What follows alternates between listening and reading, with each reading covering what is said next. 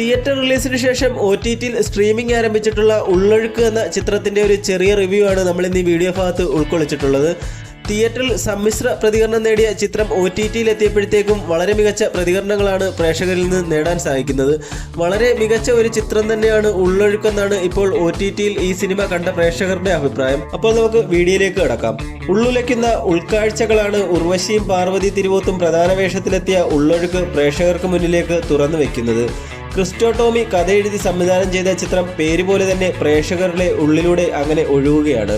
കുട്ടനാട്ടിലെ ഒരു സാധാരണ കുടുംബത്തിലെ 2 പേരുടെ വിവാഹബന്ധം തുടങ്ങുന്നിടത്തു നിന്നാണ് ഉള്ളൊഴുക്കിൻ്റെ ആരംഭം.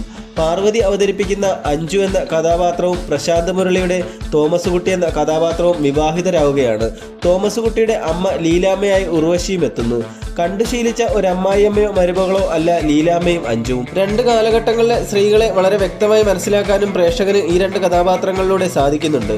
മെഡിസിന് പോകണമെന്ന് ആഗ്രഹമുണ്ടായിട്ടും വീട്ടുകാരുടെ ഇഷ്ടത്തിന് 19ാമത്തെ വയസ്സിൽ വിവാഹിതയാകേണ്ടി വന്ന സ്ത്രീയാണ് ലീലാമ്മ. ഭർത്താവിനും മക്കൾക്കും വേണ്ടി തൻ്റെ ആഗ്രഹങ്ങളും ജീവിതവുമെല്ലാം ഹോമിച്ച ഒരാൾ. അങ്ങനെയുള്ള നിരവധി മുഖങ്ങൾ നമുക്ക് ചുറ്റുമുണ്ടാകും. അത്തരക്കാരുടെ പ്രതിനിധി എന്ന് ലീലാമ്മയെക്കുറിച്ച് പറയാം. എന്നാൽ അഞ്ജു നേരെ മറിച്ചാണ്. സ്വന്തം കാലിൽ നിൽക്കാൻ പ്രാപ്തിയുള്ള തൻ്റെതായ വ്യക്തമായ നിലപാടുകളും കാഴ്ചപ്പാടുകളുമുണ്ട് അഞ്ജുവിന്. തനിക്ക് ഒരു പ്രണയമുണ്ടായിട്ട് പോലും വീട്ടുകാരുടെ നിർബന്ധത്തിന് വഴങ്ങി ഇഷ്ടമല്ലാത്ത ഒരു വിവാഹ ജീവിതത്തിലേക്ക് കടക്കേണ്ടി വരികയാണ് അവൾക്ക്.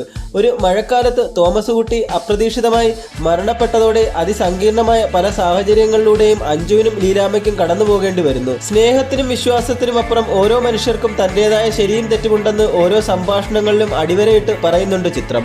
ഉർവശിയുടെയും പാർവതിയുടെയും അതിഗംഭീര പ്രകടനം തന്നെയാണ് ചിത്രത്തിന്റെ നട്ടെല്ലെന്ന് പറയാവുന്നതാണ്.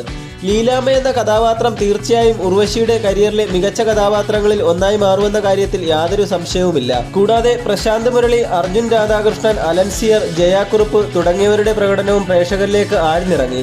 സിനിമയുടെ മേക്കിംഗ് തന്നെയാണ് മറ്റൊരു പ്രധാന ഹൈലൈറ്റ്. അഭിനയത്തിനും സംഭാഷണത്തിനും മാത്രമല്ല, സിനിമയിലെ പലയിടങ്ങളിലെയും നിശബ്ദതയ്ക്ക് വരെ ഏറെ പ്രാധാന്യമുണ്ട്. കുട്ടനാട്ടിലെ മഴയും വെള്ളപ്പൊക്കവും ഒരു നാടിനെ തന്നെ എങ്ങനെയാണ് ബാധിക്കുന്നതെന്ന് ഒരു ചെറിയ സംഭവത്തിലൂടെ തന്നെ പ്രേക്ഷകർക്ക് മുന്നിലെത്തിക്കാൻ ക്രിസ്റ്റോ ടോമിക്കായി.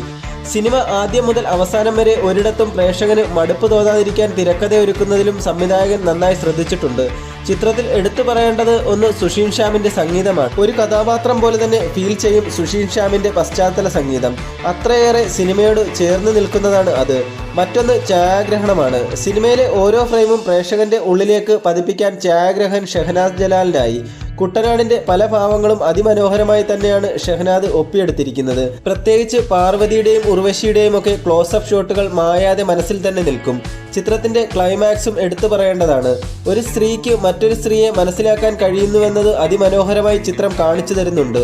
മുൻപ് പറഞ്ഞതുപോലെ ശരിയും തെറ്റും എല്ലാവരിലും ഉണ്ടാകും. ചിലപ്പോൾ നമ്മൾ എടുക്കുന്ന തീരുമാനം ശരിയായിക്കൊള്ളണമെന്നില്ല. അത് തിരിച്ചറിയുന്നിടത്ത് നിന്നാണ് നമ്മുടെ പുതിയ ജീവിതം ആരംഭിക്കുന്നത്. തെറ്റുകളെ ന്യായീകരിക്കുന്നതിനല്ല, മറിച്ച് അതിനെ അംഗീകരിക്കുന്നതാണ് ശരിയെന്ന് കാണിച്ചു തരുന്നുണ്ട് അഞ്ജു. സ്നേഹം, മനുഷ്യത്വം, ക്ഷമ, വിശ്വാസം തുടങ്ങിയ പലതും ഉള്ളൊഴുക്കിൽ കടന്നു വരുന്നുണ്ട്. സിനിമ കണ്ടിറങ്ങുമ്പോഴും ലീലാമ്മയും അഞ്ജുവും പ്രേക്ഷകരുടെ മനസ്സിൽ നിറഞ്ഞു നിൽക്കും. ഈ സിനിമ നിങ്ങൾ കണ്ടിട്ടില്ലെങ്കിൽ തീർച്ചയായിട്ടും കണ്ടിരിക്കേണ്ട ഒരു മസ്റ്റ് വാച്ച് മൂവി തന്നെയാണിത്.